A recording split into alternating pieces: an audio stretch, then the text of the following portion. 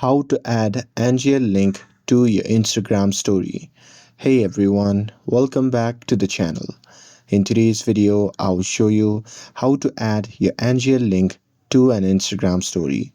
So now without further ado, let's get started.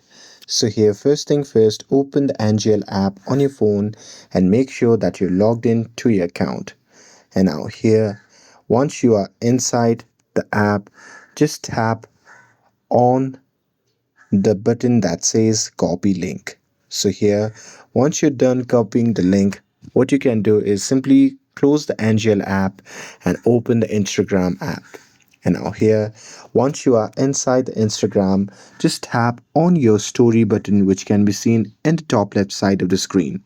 And now here, once you tap on it, you'll be prompted to the story section.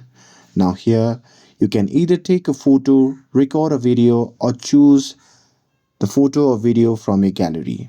So here I'm gonna simply choose a video from the gallery, and here once you see the interface like this, what you can do is you can just swipe up from the bottom, and there you will see different options. So from there you can just tap on link button, and on the next page you can simply paste the link that you have copied before.